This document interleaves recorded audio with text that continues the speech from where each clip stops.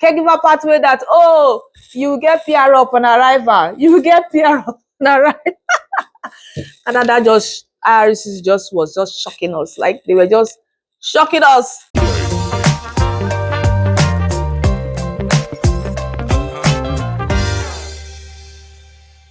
Hello, beautiful people. Welcome back to the Canada Info channel. My name is Wolo. I am a regulated Canadian immigration consultant based in New Brunswick, Canada. And I want to say a very big thank you to all of my loyal subscribers.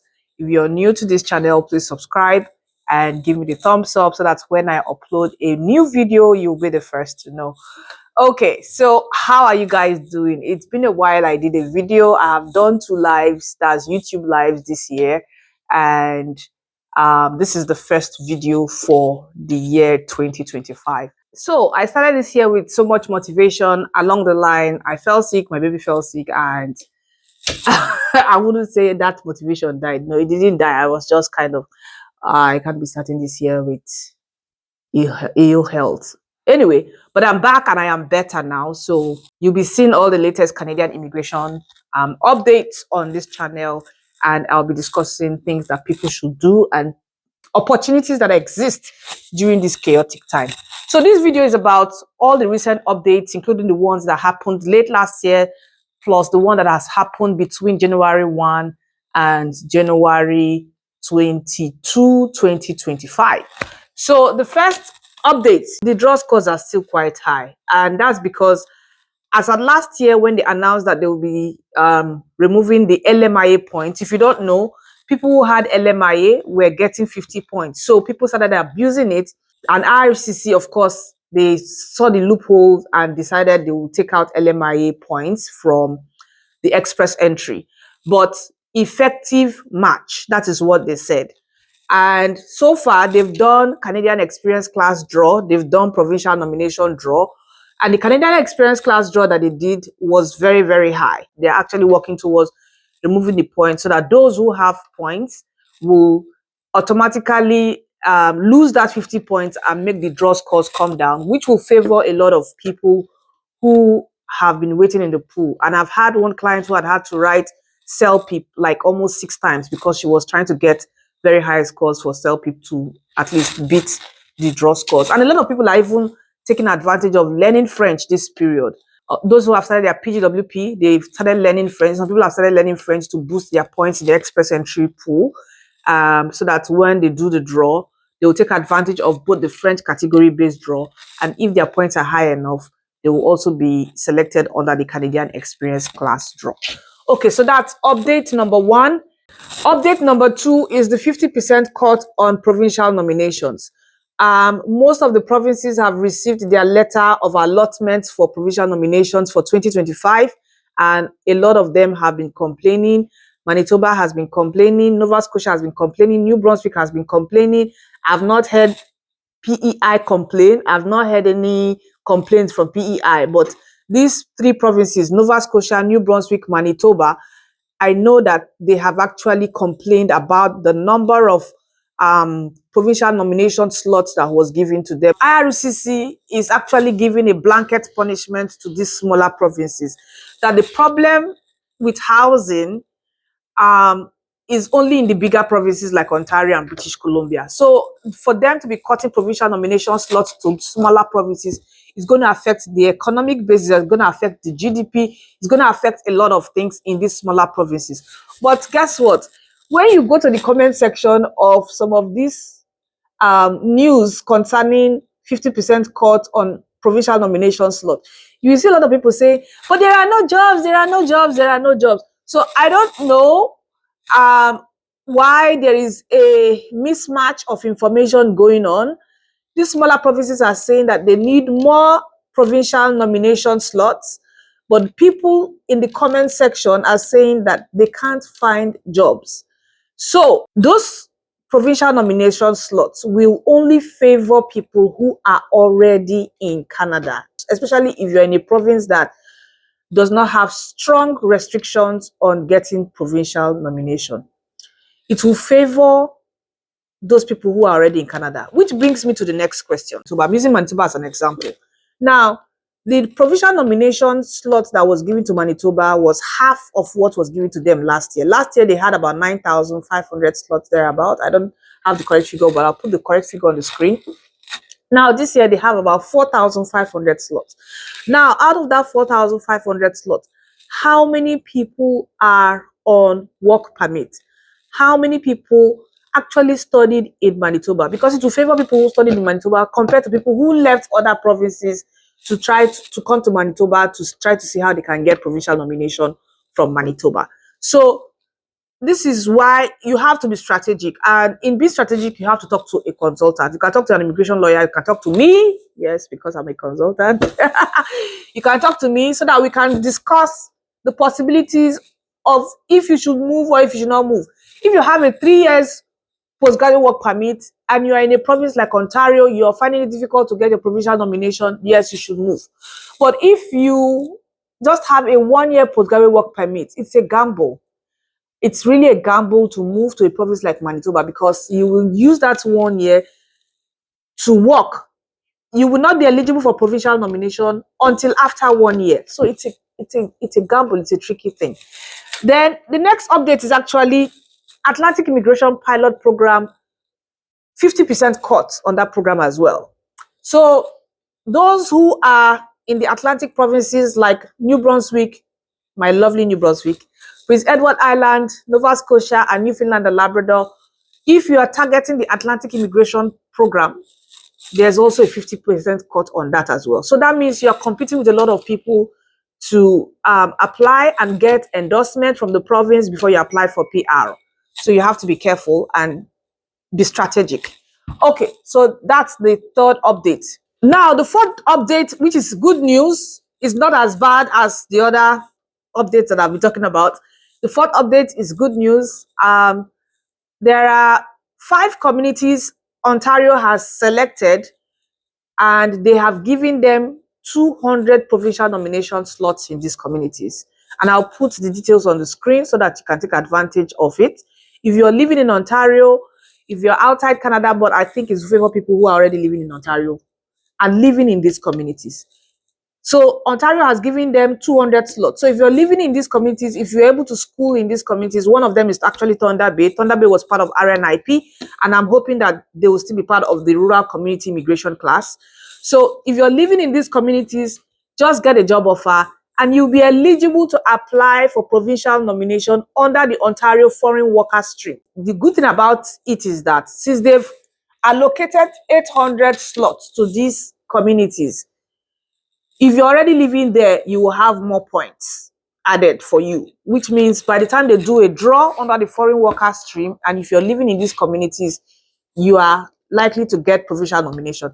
But I must warn you, Ontario provincial nomination is actually taking a long time now for approval. One of my clients, we submitted her application in April. She only got her approval by December, which was like almost 8 months, right? And then I still have somebody that we submitted the application July 30th to be precise, and we've still not gotten his provincial nomination until now. So you have to look at factors concerning your work permit status. And if you are in the GTA area, I would recommend try as much as possible to get a job offer in these communities that have been selected.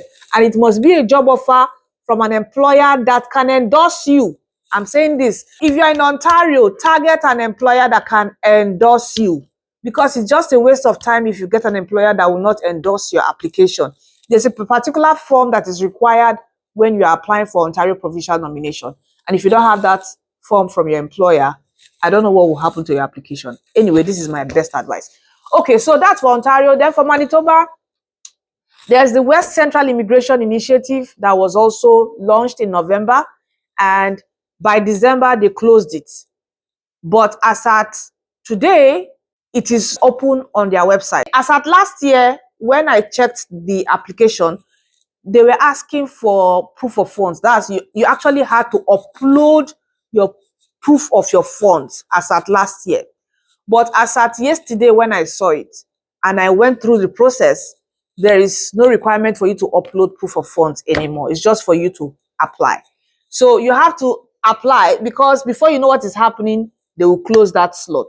So please take advantage of it. And also Winkler Stanley Immigration is also there. I've talked about this in 2023. You can take advantage of Winkler Stanley. And if you're in Manitoba, and let's say you moved from another province, you were a student in another province, you moved from another province to Manitoba, you're trying to see how you can get a provincial nomination. My best advice for you is to move to these communities, get a job offer in the communities that have been selected under the West Central Immigration. Move to these communities, get a job offer, and apply for this provincial nomination pathway. It will automatically bypass the requirement of you living in Manitoba for 1 year before you are eligible to apply for Manitoba provincial nomination. So if you're in Winnipeg, give yourself sense and go and look for a job in these communities that have been selected. I think there are about 5 or 6 communities. Just move there, get a job offer there, and apply. That is my best advice. If you're paying me for this, of course, you know. So that's my best advice I can give. So for the next updates, there are a lot of people that were making so much noise about the caregiver pathway. Caregiver pathway that, oh, you get PR upon arrival. You get PR upon arrival. And that just, IRC was just shocking us. Like, they were just shocking us.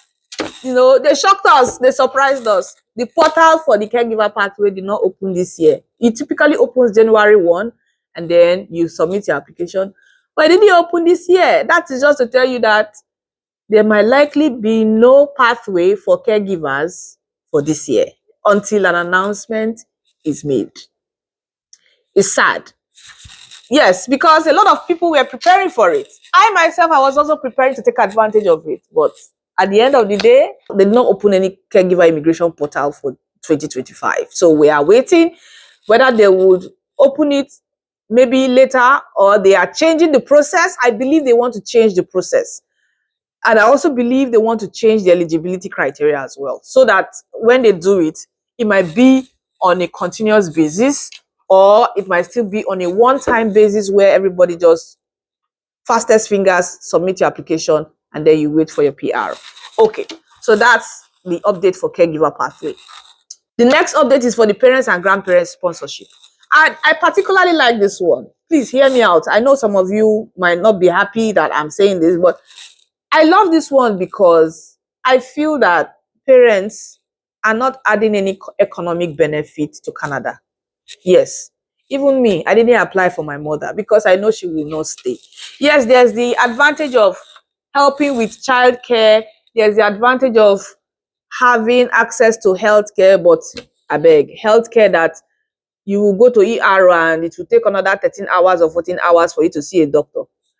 And I know my mom does not, she just comes and goes. She will not stay for a long time. She will come and she will be complaining. So, I mean, she's better off staying in Nigeria. So I feel that as long as parents are not adding any economic benefit, anyway, for older parents anyway, but for younger parents who are, let's say, 50, 45, yes, I feel that closing this pathway was not good. They could have done something around it, but majority of the parents are actually old. And I know a lot of people who have gotten these PROs and they are not even in Canada. They are in their home countries, you know, because of one health issue. It's not cheap. It's not easy to have an elderly person, take care of an elderly person in Canada. Yes, you might have them for the sake of companionship and for them to help you raise the kids and be present and all of that. But if you look at it critically, it's better off they are in their comfort zone, in the comfort of their home, where they have the weather and everything in their favor, compared to them coming to Canada and them staying indoors. And sometimes you have situations where they fall sick. It's so expensive to take care of them when they are sick. You have situations where they even die in the process and then you have to bury them. It's expensive also burying them in Canada. So I feel that, I mean, this pathway, they should modify it before they reopen it. So that's another update about parents and grandparents sponsorship. There was none, or there is none for this year. They've paused it for this year.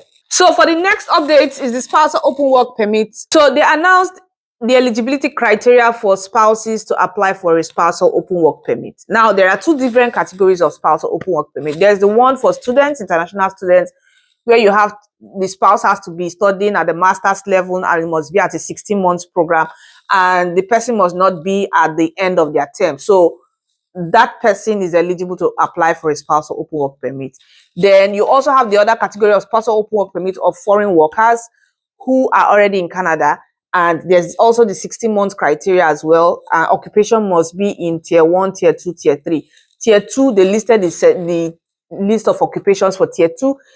Tier 3, they also listed the occupations for tier 3. So if your spouse is not working in any of these tier categories, you cannot apply for spousal open work permit. If your spouse is not working in the occupation that they have selected, that means your spouse cannot also apply for spousal open work permit. So that is one of the latest updates. But what I would typically advise is this. Always look up for a backup plan. Like with Canada immigration now, just one plan is not enough. You must have a backup plan A, plan B, plan C. And I'll recommend you talk to a consultant like me again, or you talk to an immigration lawyer that can give you the best advice on what your backup plans should be. Okay, so that's the update about spousal open work permit. So the final update is about study permit.